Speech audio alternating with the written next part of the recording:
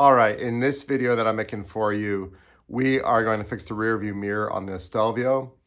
And it was a long, drawn out process, but we were able to successfully do it. I don't have video of me taking off the glass, but I finally did get the glass off. And all it is just you got to pull like hell and it's going to pop off.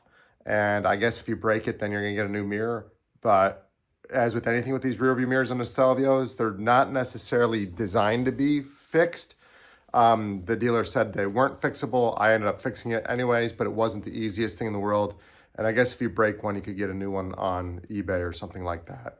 So let's jump into it. The video starts with me having already taken the glass off. Like I said, basically turned it all the way to the inboard position, got my hands behind it and pulled like hell, and it did pop off. All right, so we successfully got the mirror off, and sure as heck, yeah, the only way to get it off is just through brute force and pulling on it. Brute force, pulling on it. I actually dislocated this light on the end and had to clip that back in because I thought I was unclipping it. Okay, so this looks like then we've got some Torx bits we can take off and then maybe gain access to our broken turn signal. So let's set up and do that. In this shot, I've taken the plastic cover off. I've shown you in past videos how I popped that off. And then I also took out the screws holding the motor for the mirror. And then I also unclipped it as well. And that wasn't too difficult to do. So we're slowly getting everything taken apart so we can hopefully access that turn signal, which is behind that big black plastic part you see behind my hand. All right. The consensus is that I can't get this any further apart. I could have taken this mirror part off here with those two clips, but I didn't want to, they weren't coming off easy. So the two defroster clips did not come off. So that's why the mirror is still attached. There are no more screws on this side to take out. And then there is one screw. I don't know if you can see it. Hold on.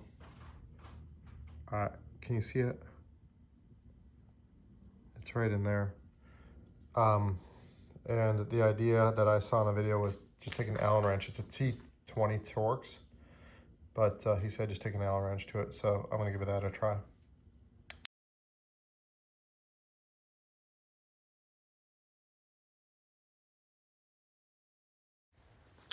I tried my regular hex Allen keys. That didn't work. I tried some other stuff. I even got one of those little, tried to get one of those screwdrivers where it's just basically a flat plane with a bit on the end. Nothing would fit in there. So I called it a day and then I ordered a set of Torx Allen wrenches on Amazon, waited patiently overnight for that to get delivered. And that gave me some headway in getting that screw at least out far enough that then I went to these long pliers with the bent end and was able to actually grip the head of the screw and turn it, kind of sticking my finger in there a little bit, got that pinched a couple times, but ultimately was able to get that screw out with a combination of the Torx Allen wrench of different sizes and then that long needle nose pliers with the bent end where I was actually gripping the head of the screw and got it out of there.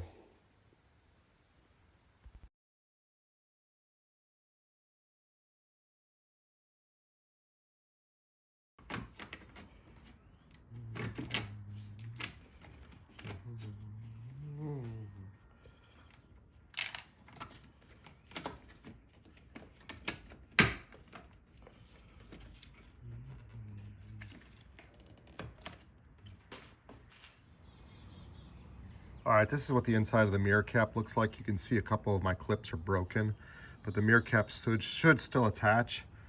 There's two clips at the top that are both missing a thing, and then this clip down here is missing its crossbar. So it is what it is. And then when we compare the old and the new, the old had the 1/4-inch foam tape around it. So I'm gonna go get some 1/4-inch foam tape to put around the perimeter, and that'll help seal everything up. And then this part's gonna go right down into there, hopefully, and work out well. You can see I put a strip of white double stick tape above and below the turn signal where that old black foam tape was on the original part. I couldn't source that black foam tape exactly like I wanted. I suppose online I probably could have found it, but I was struggling to find it, and I wanted to get this over with this weekend. So I used the white double stick tape. I tried a couple other things at automotive parts stores and DIY stores and just landed on this and then squishing it in there. I think it'll give it a good enough seal. That mirror already was dusty and dirty from when the indicator was broken before. And so I think this will be all right in the grand scheme of things. So I snaked in the turn signal in there and attached the front screws. I don't think I replaced that one screw that I had trouble getting out. I might have put it in there and hand tightened it. But there was 2 other screws that hold the turn signal in place, and those feed in from the front, and so that was fine to reattach those and then start getting things clipped in the other side. So this little clip was kind of a pain to get in there, but that's the actual turn signal clip, and that clips into the turn signal. By the way, I got the turn signal on eBay for about $100, and while the mirror is technically not a serviceable part, you still can find that turn signal part and try and service it like I am here, and it is technically possible. If you call the dealership, they're just going to say replace the entire mirror assembly, but I think that's kind of baloney when you can get a new turn signal on eBay and replace it yourself. And while it's not an easy project, it is a doable project.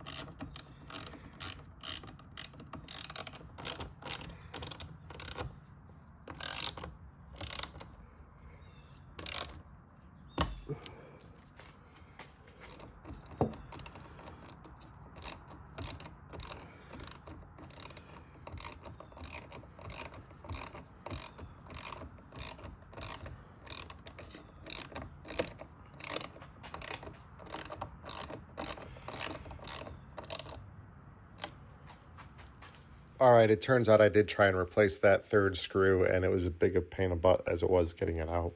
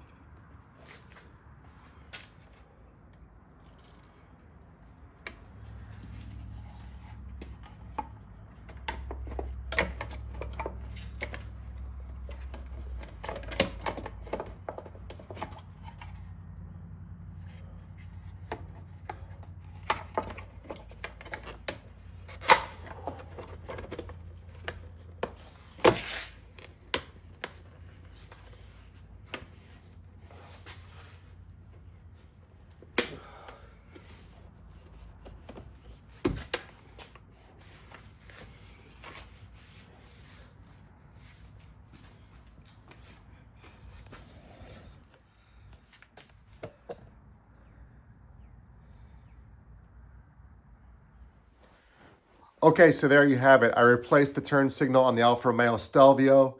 It was not an easy job, but it is fixed. Now, the mirror motor did go up, down, left, and right. I did end up disconnecting the battery to try and reset the entire system because the mirror was acting a little funny after I reconnected it. And right now, it does work, but it doesn't seem to hold its memory position. So when you start up the car, the mirror might go all the way far right. And I tried to reset it by pushing the joystick all the way to the left and holding it for 10 seconds and all the way to the right for 10 seconds and up and down for 10 seconds, just like the internet told me to do. And it doesn't seem to have fixed our electrical gremlin. So next time I go to the dealer, maybe I'll ask them about it. But overall, we've got a fully functioning mirror other than that little gremlin. And I'm really happy with it. It was a difficult project. There was not a lot of videos, so hopefully this video helped you out.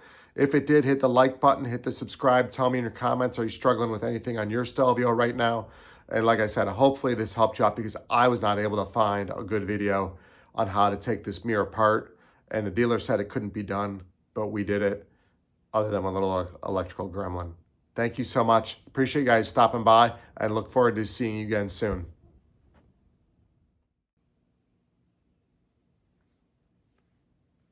And Mowgli says hi too. You say hi, Mowgli?